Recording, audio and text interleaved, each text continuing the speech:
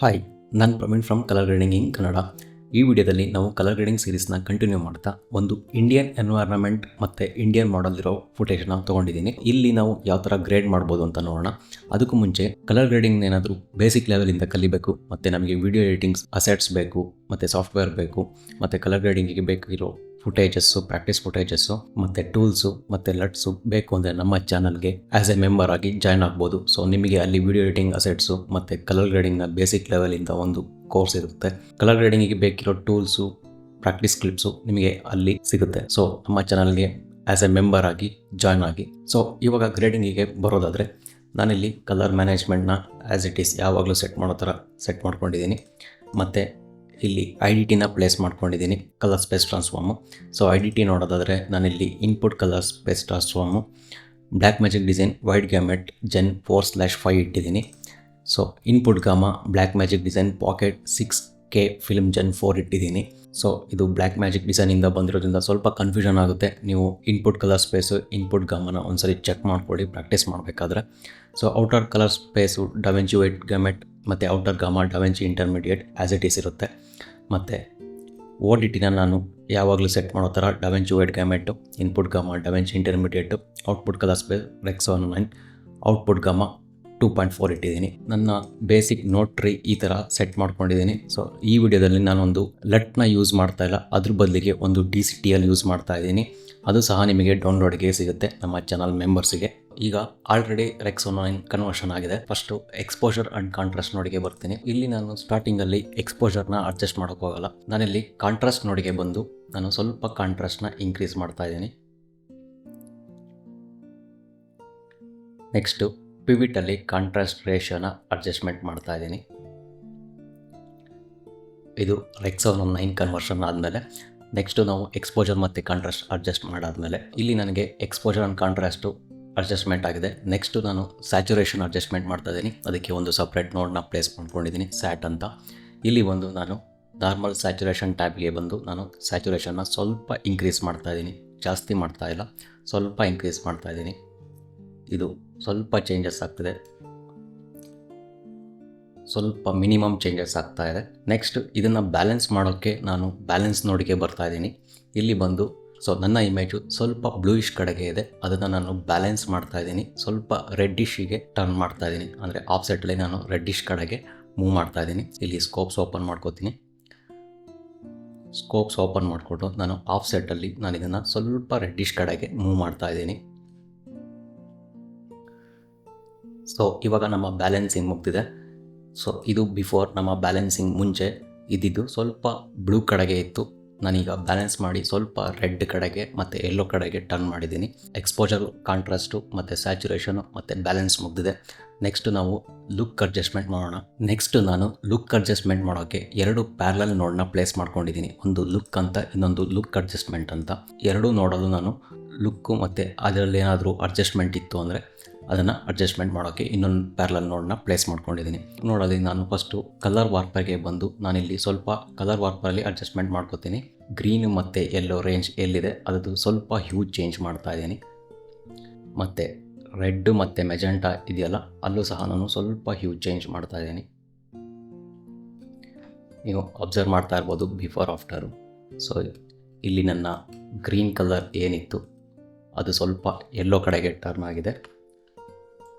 ಅದೇ ಥರ skin tone ಅಷ್ಟೇ ಸ್ವಲ್ಪ ಆರೆಂಜ್ ಕಡೆಗೆ ಟರ್ನ್ ಆಗ್ತಾ ಇದೆ. ಸೊ ನನ್ನ ಲುಕ್ ಅಡ್ಜಸ್ಟ್ಮೆಂಟಲ್ಲಿ ಸ್ವಲ್ಪ ಮೈನರ್ ಲುಕ್ ಅಡ್ಜಸ್ಟ್ಮೆಂಟ್ ಮಾಡ್ಕೊಂಡಿದ್ದೀನಿ. ಈ ಲುಕ್ನ ನಾನು ಕಂಪ್ಲೀಟಾಗಿ ಒಂದು DCTLನ ಯೂಸ್ ಮಾಡಿಕೊಂಡು ಅಡ್ಜಸ್ಟ್ಮೆಂಟ್ ಮಾಡ್ತೀನಿ. ಈ ಲುಕ್ನ ಕಂಪ್ಲೀಟ್ ಮಾಡೋಕ್ಕೆ ಒಂದು DCTLನ ಯೂಸ್ ಮಾಡ್ತಾಯಿದ್ದೀನಿ, ಟೆಟ್ರಾ ಅಂತ. ಸೊ ನಾನು ಆಲ್ರೆಡಿ ಈ DCTLನ ಪ್ಲೇಸ್ ಮಾಡ್ಕೊಂಡಿದ್ದೀನಿ.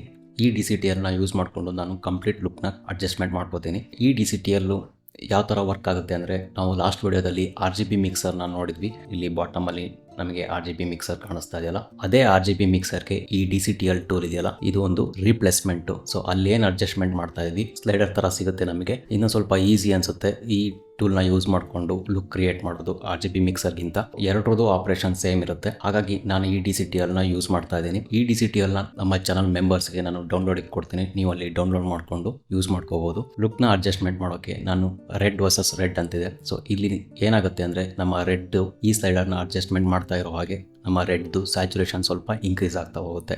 ಸೊ ನಾನೀಗ ರೆಡ್ಡಿಗೆ ಬಂದು ನಾನಿಲ್ಲಿ ಸ್ವಲ್ಪ ಅಡ್ಜಸ್ಟ್ಮೆಂಟ್ ಮಾಡ್ತಾಯಿದ್ದೀನಿ. ನೀವು ಅಬ್ಸರ್ವ್ ಮಾಡ್ತಾ ಇರ್ಬೋದು, ಸ್ವಲ್ಪ ಜಾಸ್ತಿ ಮಾಡ್ತು ಅಂದರೆ ತುಂಬ ಸೆನ್ಸಿಟಿವ್ ಇರುತ್ತಿದ್ದು. ನಾನೊಂದು 0.7 ಅಷ್ಟು ಮಾಡ್ತಾಯಿದ್ದೀನಿ. ನೆಕ್ಸ್ಟು ರೆಡ್ ಮತ್ತು ಗ್ರೀನ್ ಸ್ಲೈಡರ್ಗೆ ಬಂದು ನಾನು ಇನ್ನೂ ಸ್ವಲ್ಪ ಇಲ್ಲಿ ಅಡ್ಜಸ್ಟ್ಮೆಂಟ್ ಮಾಡ್ತಾಯಿದ್ದೀನಿ.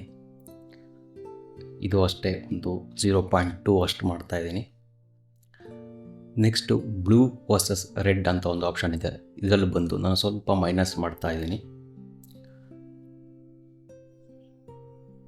ನೀವು ಅಬ್ಸರ್ವ್ ಮಾಡ್ತಾ ಇದ್ದೀರಲ್ಲ, ಇಲ್ಲಿ ಬಿಫೋರ್ ಆಫ್ಟರ್ ನಮ್ಮ ಮಾಡಲ್ದು ಸ್ಕಿನ್ ಟೋನು ಎಷ್ಟು ಪಾಪಪ್ ಆಗ್ತಾ ಇದೆ ಅಂತ.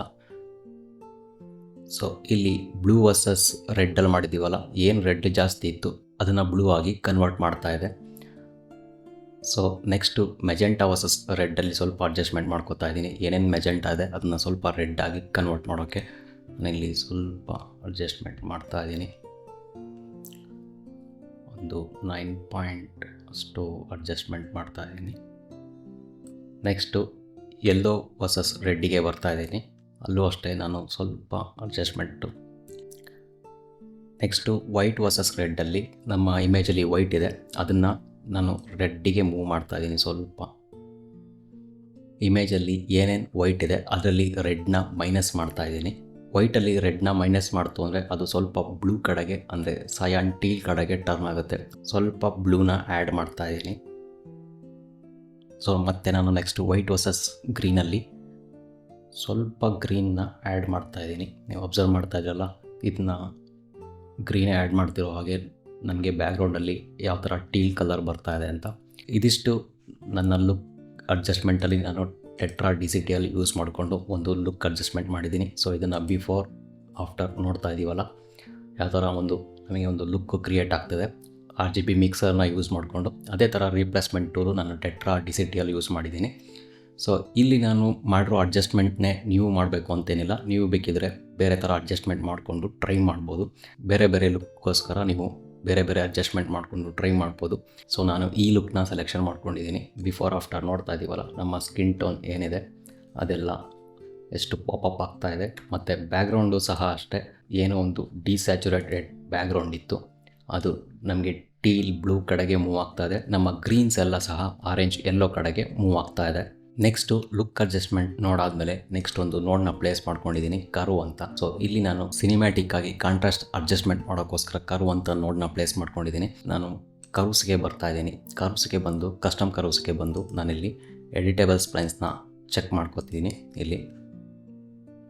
ಸೊ ಚೆಕ್ ಮಾಡಿಕೊಂಡು ನಾನು ಸ್ವಲ್ಪ ಹೈಲೈಟ್ಸ್ನ ಡೌನ್ ಮಾಡಿ ಸ್ಪ್ಲೈನ್ಸಲ್ಲಿ ನಾನು ಸ್ವಲ್ಪ ಅಡ್ಜಸ್ಟ್ಮೆಂಟ್ ಮಾಡ್ಕೋತೀನಿ. ಸೊ ಇದನ್ನು ಬಿಫೋರ್ ಆಫ್ಟರ್ ನೋಡ್ತಾ ಇದ್ದೀವಲ್ಲ, ನಿಮಗೆ ಇಲ್ಲಿ ಸ್ವಲ್ಪ ಯೂಟ್ಯೂಬಲ್ಲಿ ಅಡ್ಜಸ್ಟ್ಮೆಂಟ್ ಗೊತ್ತಾಗಲಿಲ್ಲ ಅಂದರೆ ಪವರ್ ಗ್ರೇಡ್ನ ಡೌನ್ಲೋಡ್ಗೆ ಕೊಟ್ಟಿರ್ತೀನಿ, ನೀವಲ್ಲಿ ಪವರ್ ಗ್ರೇಡಲ್ಲಿ ನೋಡ್ಕೋಬೋದು ಯಾವ ಥರ ವರ್ಕ್ ಆಗಿದೆ ಅಂತ. ಸೊ ಇಲ್ಲಿ ಕೆಲವೊಂದು ಮೈನರ್ ಚೇಂಜಸ್ಸು ಮತ್ತು ಸಟಲ್ ಚೇಂಜಸ್ ಮಾಡಿದ್ರೆ ನಿಮಗೆ ಯೂಟ್ಯೂಬಲ್ಲಿ ಗೊತ್ತಾಗಲ್ಲ. ಸೊ ಪವರ್ ಗ್ರೇಡಲ್ಲಾದರೆ ಈಸಿಯಾಗಿ ಗೊತ್ತಾಗುತ್ತೆ ಬಿಫೋರ್ ಆಫ್ಟರ್ ನೋಡ್ತಾ ಇದ್ದರೆ. ಕರ್ವ್ನ ಪ್ಲೇಸ್ ಮಾಡಿಕೊಂಡು ಒಂದು ಕಾಂಟ್ರಾಸ್ಟಿಗೋಸ್ಕರ ಆ್ಯಡ್ ಮಾಡಿದ್ದೀನಿ. ಸೊ ನೆಕ್ಸ್ಟ್ ನಾನು ಈ ಮಾಡಲ್ನಿಂದ ಬ್ಯಾಕ್ಗ್ರೌಂಡ್ನ ಸಪ್ರೇಟ್ ಮಾಡಬೇಕು. ಸೊ ಇಲ್ಲಿ ಯಾವ ಥರ ಕಾಣಿಸ್ತಾ ಇದೆ ಅಂದರೆ, ನಮ್ಮ ಮಾಡಲ್ಲು ಬ್ಯಾಕ್ಗ್ರೌಂಡಿಗೆ ಅಟ್ಯಾಚ್ ಆಗಿರೋ ಥರ ಕಾಣಿಸ್ತಾ ಇದೆ. ಒಂದು ನೀಟ್ ಕಲರ್ ಸಪ್ರೇಷನ್ ಬರ್ತಾ ಇಲ್ಲ, ಒಂದು ಕಲರ್ ಕಾಂಟ್ರಾಸ್ಟ್ ಬರ್ತಾ ಇಲ್ಲ. ಸೊ ಹಾಗಾಗಿ ಬ್ಯಾಕ್ಗ್ರೌಂಡಿಂದ ಮಾಡಲ್ನ ಪಾಪಪ್ ಮಾಡಬೇಕು, ಒಂದು ನೀಟ್ ಸಪ್ರೇಷನ್ ಕಾಣಬೇಕು ಅಂದರೆ ಮ್ಯಾಜಿಕ್ ಮಾಸ್ಕ್ನ ಯೂಸ್ ಮಾಡ್ತಾ ಇದ್ದೀನಿ ಒಂದು ಕಲರ್ ಕಾಂಟ್ರಾಸ್ಟ್ ತೆಗಿಯೋಕ್ಕೆ. ಸೊ ಮ್ಯಾಜಿಕ್ ಮಾಸ್ಕ್ಗೆ ಬಂದು ನಾನಿಲ್ಲಿ ಐ ಡ್ರಾಪರ್ ಟೂಲ್ ಪ್ಲಸ್ ಅಂತ ಆಪ್ಷನ್ ಇದೆಯಲ್ಲ, ಇದನ್ನು ಚೂಸ್ ಮಾಡ್ಕೋತೀನಿ. ಮತ್ತು ಇಲ್ಲಿ ಫಾಸ್ಟರಿಂದ ಬೆಟರ್ಗೆ ಸೆಲೆಕ್ಷನ್ ಮಾಡ್ಕೋತೀನಿ.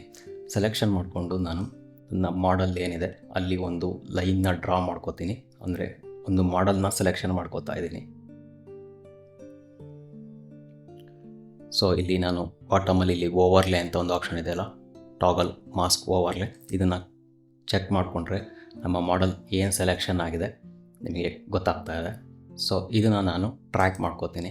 ಸೊ ಇಲ್ಲಿ ಟ್ರ್ಯಾಕಿಂಗ್ ಆಗ್ತಾ ಇದೆ, ನೀವು ಅಬ್ಸರ್ವ್ ಮಾಡ್ತಾ ಇರ್ಬೋದು. ನಮ್ಮ ಸೆಲೆಕ್ಷನ್ನು ಒಂದು ನೀಟಾಗಿ ಆಗಿಲ್ಲ, ಇಲ್ಲಿ ಕೆಲವೊಂದು ಕಡೆ ಟ್ರ್ಯಾಕಿಂಗ್ ಮಿಸ್ ಆಗ್ತಾ ಇದೆ. ನೀವು ಬೇಕಿದ್ರೆ ಇನ್ನೊಂದು ಸ್ಟ್ರೋಕ್ನ ಅಪ್ಲೈ ಮಾಡಿಕೊಂಡು ಟ್ರ್ಯಾಕ್ ಮಾಡ್ಕೋಬೋದು. ಸೊ ನನಗೆ ಈ ಟ್ರ್ಯಾಕು ಎಷ್ಟಾಗಿದೆ ಅಷ್ಟೇ ಸಾಕಾಗಿದೆ. ಸೊ ಏನಕ್ಕೆ ಅಂತ ಹೇಳ್ತೀನಿ. ಸೊ ಇಲ್ಲಿ ನಾನು ಟ್ರ್ಯಾಕಿಂಗ್ ಮಾಡ್ಕೊಂಡಿದ್ದೀನಿ ಮತ್ತು ಮಾಸ್ಕ್ನ ಅಪ್ಲೈ ಮಾಡ್ಕೊಂಡಿದ್ದೀನಿ. ಇದನ್ನು ನಾನು ಉಲ್ಟಾ ಸೆಲೆಕ್ಷನ್ ಮಾಡ್ಕೋತೀನಿ, ಇನ್ವರ್ಟ್ ಸೆಲೆಕ್ಷನ್ ಮಾಡ್ಕೋತೀನಿ. ಬ್ಯಾಕ್ಗ್ರೌಂಡ್ ಸೆಲೆಕ್ಷನ್ ಆಗಿದೆ. ಈಗ ಇದನ್ನ ಆಫ್ ಮಾಡ್ಕೋತೀನಿ. ಸೊ ಈಗ ನಮಗೆ ಬ್ಯಾಕ್ಗ್ರೌಂಡ್ ಸೆಲೆಕ್ಷನ್ ಆಗಿದೆ. ಇಲ್ಲಿ ಏನು ಮಾಡಿದ್ದೀನಿ, ನನ್ನ ಮ್ಯಾಜಿಕ್ ಮಾಸ್ಕ್ ಕೀ ಔಟ್ಪುಟ್ ಏನಿದೆಯಲ್ಲ ಅದನ್ನು ನಾನು ನೆಕ್ಸ್ಟ್ ನೋಡಿಗೆ ಕನೆಕ್ಟ್ ಮಾಡಿದ್ದೀನಿ. ಇಲ್ಲಿಂದ ಈ ನೋಡಿಗೆ ಕೀ ಔಟ್ಪುಟ್ನ ಕನೆಕ್ಟ್ ಮಾಡಿದ್ದೀನಿ. ಕೀ ಔಟ್ಪುಟ್ಟಿಗೆ ಕನೆಕ್ಟ್ ಮಾಡಾದ್ಮೇಲೆ ನಮ್ಮ ಮ್ಯಾಜಿಕ್ ಮಾಸ್ಕಲ್ಲಿ ಏನು ಇನ್ಫಾರ್ಮೇಷನ್ ಇತ್ತು ಅದು ನನಗೆ ನೆಕ್ಸ್ಟ್ ನೋಡಿಗೆ ಪಾಸ್ ಆಗ್ತಾ ಇದೆ. ಈ ನೋಡಿಗೆ ಬಂದು ನಾನು ಪವರ್ ವಿಂಡೋಸ್ಗೆ ಬರ್ತಾ ಇದ್ದೀನಿ. ಪವರ್ ವಿಂಡೋಸ್ಗೆ ಬಂದು ಒಂದು ಗ್ರೇಡಿಯಂಟ್ ಪವರ್ ವಿಂಡೋ ತಗೋತೀನಿ. ಗ್ರೇಡಿಯಂಟ್ ಪವರ್ ವಿಂಡೋನ ನಾನು ಈ ಥರ ಪ್ಲೇಸ್ ಮಾಡ್ಕೋತಾ ಇದ್ದೀನಿ. ಇಲ್ಲಿ ನಿಮಗೆ ಏನೋ ಚೇಂಜಸ್ ಕಾಣಿಸ್ತಾ ಇಲ್ಲ, ಅಂದರೆ ನಾನು ಇನ್ನೂ ಏನೂ ಅಡ್ಜಸ್ಟ್ಮೆಂಟ್ ಮಾಡಿಲ್ಲ. ಪವರ್ ವಿಂಡೋನ ಈ ಥರ ಪ್ಲೇಸ್ ಮಾಡಿಕೊಂಡು ನಾನು ಗೇನ್ ಆಪ್ಷನ್ಗೆ ಬರ್ತಾ ಇದ್ದೀನಿ. ಇಲ್ಲಿ ಗೇನ್ನ ಸ್ವಲ್ಪ ಕಮ್ಮಿ ಮಾಡ್ತಾ ಇದ್ದೀನಿ. ಸ್ವಲ್ಪ ಗೇನ್ನ ಕಮ್ಮಿ ಮಾಡ್ತಾ ಇದ್ದೀನಿ. ಅದೇ ಥರ ನೆಕ್ಸ್ಟು ಸ್ವಲ್ಪ ಗಾಮ ಕೂಡ ಕಮ್ಮಿ ಮಾಡ್ತಾ ಇದ್ದೀನಿ. ಸೊ ಇಲ್ಲಿ ಗೇನ್ ಮತ್ತು ಗಾಮ ಎರಡು ಕಮ್ಮಿ ಮಾಡ್ತಾ ಇದ್ದೀನಿ. ಸೊ ನೀವು ನೋಡ್ತಾ ಇರ್ಬೋದು ಬಿಫೋರ್ ಆಫ್ಟರು. ನಮ್ಮ ಬ್ಯಾಕ್ಗ್ರೌಂಡು ಸ್ವಲ್ಪ ಡಾರ್ಕ್ ಮಾಡಿದ್ದೀನಿ. ನಮ್ಮ ಸಬ್ಜೆಕ್ಟು, ನಮ್ಮ ಮಾಡೆಲ್ ಏನಿತ್ತು ಅದನ್ನು ಸ್ವಲ್ಪ ಪಾಪಪ್ ಮಾಡಿದ್ದೀನಿ. ಇವಾಗ ಏನು ಮಾಡಿದ್ದು ಅಂದರೆ, ನಾನು ಮ್ಯಾಜಿಕ್ ಮಾಸ್ಕಲ್ಲಿ ಮಾಡೆಲ್ನ ಸೆಲೆಕ್ಷನ್ ಮಾಡಿಕೊಂಡೆ. ಸೆಲೆಕ್ಷನ್ ಮಾಡಾದ್ಮೇಲೆ ನನಗೆ ಸೆಲೆಕ್ಷನ್ ಬ್ಯಾಕ್ಗ್ರೌಂಡ್ ಬೇಕಿತ್ತು. ಸೊ ಅದೇ ಸೆಲೆಕ್ಷನ್ನ ನಾನು ಇನ್ವರ್ಟ್ ಮಾಡಿಕೊಂಡೆ, ಅಂದರೆ ಉಲ್ಟಾ ಸೆಲೆಕ್ಷನ್ ಮಾಡಿಕೊಂಡೆ. ಏನು ನಾನು ಮ್ಯಾಜಿಕ್ ಮಾಸ್ಕಲ್ಲಿ ಸೆಲೆಕ್ಷನ್ ಮಾಡಿದ್ದೆ ಅದನ್ನು ಕೀ ಔಟ್ಬಿಟ್ಟು ನಾನು ನೆಕ್ಸ್ಟ್ ನೋಡಿಗೆ ಟ್ರಾನ್ಸ್ಫರ್ ಮಾಡಿದೆ. ಈ ಬ್ಲೂ ಡಾಟ್ ಲೈನ್ ಕಾಣಿಸ್ತಾ ಇದೆಯಲ್ಲ, ಇದನ್ನು ನೆಕ್ಸ್ಟ್ ನೋಡಿಗೆ ಟ್ರಾನ್ಸ್ಫರ್ ಮಾಡಿದೆ. ಸೊ ನೆಕ್ಸ್ಟ್ ನೋಡಿಗೆ ಟ್ರಾನ್ಸ್ಫರ್ ಮಾಡಿ ನಾನಲ್ಲಿ ಡೈರೆಕ್ಟಾಗಿ ಗಾಮಾ ಆ್ಯಂಡ್ ಗೈನಲ್ಲಿ ಅಡ್ಜಸ್ಟ್ಮೆಂಟ್ ಮಾಡೋ ಬದಲು ನಾನೊಂದು ಪವರ್ ವಿಂಡೋನ ಪ್ಲೇಸ್ ಮಾಡಿಕೊಂಡೆ. ಏನಕ್ಕೆ ಪವರ್ ವಿಂಡೋ ಪ್ಲೇಸ್ ಮಾಡಿಕೊಂಡೆ ಅಂದರೆ, ನನಗೆ ಒಂದು ಸ್ಮೂತ್ ಅಡ್ಜಸ್ಟ್ಮೆಂಟ್ ಬೇಕಾಗಿತ್ತು. ಸೊ ನಾನಿಲ್ಲಿ ಗಾಮಾ ಆ್ಯಂಡ್ ಗೇನಲ್ಲಿ ಮಾಡ್ತು ಅಂದರೆ ನಮಗೆ ಬಾಟಮಲ್ಲೆಲ್ಲ ಅಡ್ಜಸ್ಟ್ಮೆಂಟ್ ಗೊತ್ತಾಗೋದು, ಅಂದರೆ ಒಂದು ಆರ್ಟಿಫಿಷಿಯಲ್ ಆಗಿ ಅಡ್ಜಸ್ಟ್ಮೆಂಟ್ ಆಗೋದು. ಸೊ ಹಾಗಾಗಿ ಒಂದು ಸ್ಮೂತ್ ಅಡ್ಜಸ್ಟ್ಮೆಂಟಿಗೋಸ್ಕರ ನಾನು ಪವರ್ ವಿಂಡೋನ ಸೆಲೆಕ್ಷನ್ ಮಾಡಿಕೊಂಡು ಗ್ರೇಡಿಯಂಟ್ ಪವರ್ ವಿಂಡೋದಲ್ಲಿ ಅಲ್ಲಿ ನಾನು ಪವರ್ ವಿಂಡೋಗೆ ಸ್ವಲ್ಪ ಜಾಸ್ತಿ ಸಾಫ್ಟ್ನೆಸ್ನ ಕೊಟ್ಟು ಗೇನ್ ಮತ್ತು ಗಾಮದಲ್ಲಿ ಅಡ್ಜಸ್ಟ್ಮೆಂಟ್ ಮಾಡಿದ್ದು ನೀವು ಅಬ್ಸರ್ವ್ ಮಾಡ್ತಾ ಇರ್ಬೋದು. ಬಿಫೋರ್ ಆ್ಯಂಡ್ ಆಫ್ಟರ್ ನೀವು ಇಲ್ಲಿ ಇನ್ನೊಂದು ಅಬ್ಸರ್ವ್ ಮಾಡ್ಬೋದು. ನಾನಿಲ್ಲಿ ನಾಯ್ಸ್ ರಿಡಕ್ಷನ್ ನೋಡ್ನ ಹಾಕಿದ್ದೀನಿ, ಆದರೆ ಡಿಸೇಬಲ್ ಮಾಡಿದ್ದೀನಿ. ಏನಕ್ಕೆ ಅಂದರೆ, ನಾಯ್ಸ್ ರಿಡಕ್ಷನ್ ನೋಡು ನಾನು ಲಾಸ್ಟಿಗೆ ಎನೇಬಲ್ ಮಾಡ್ಕೋತೀನಿ.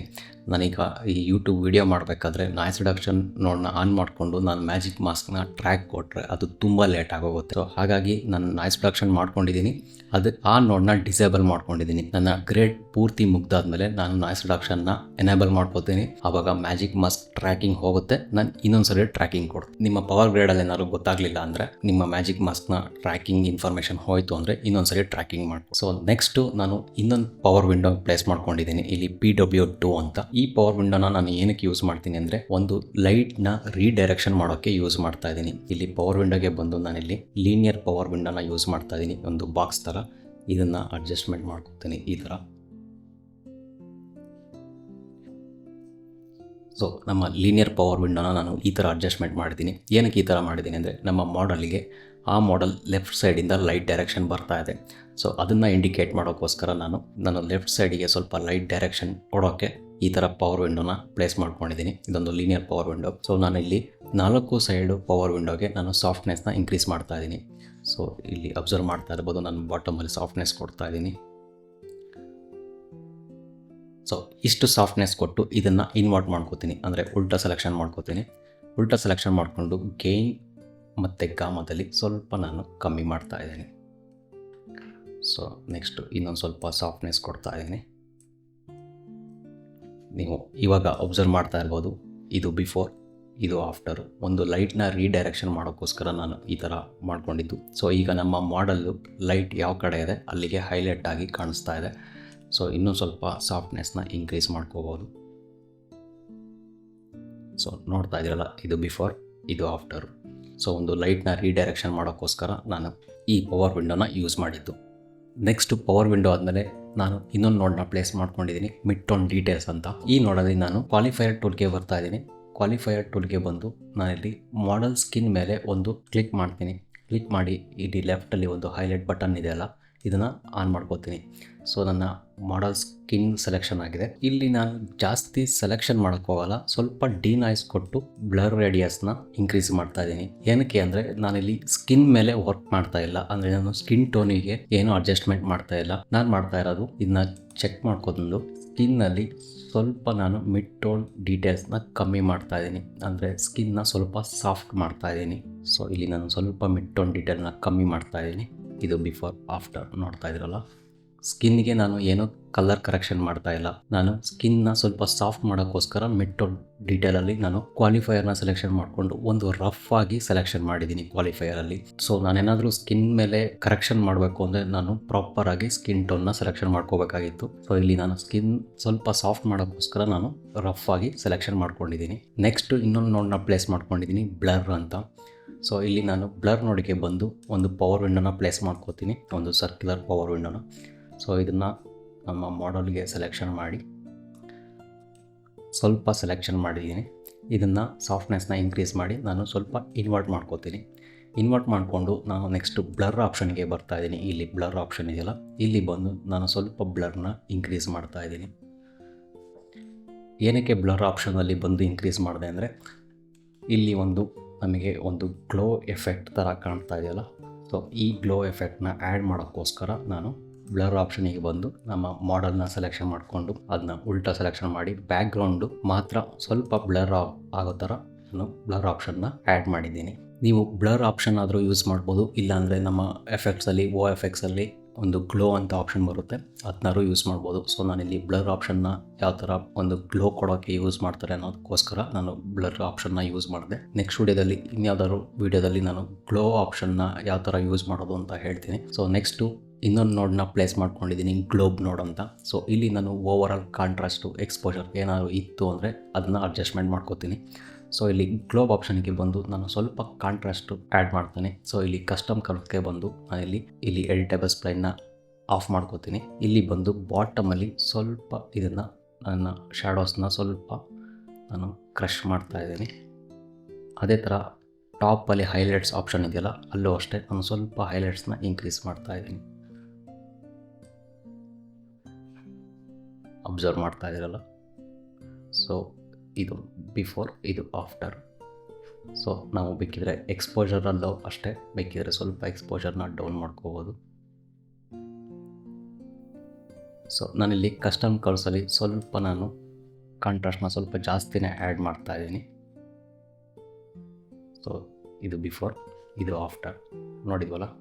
ಓವರಾಲ್ ಗ್ರೇಡ್ನ ನಾವು ಬಿಫೋರ್ ಆಫ್ಟರ್ ನೋಡೋದಾದರೆ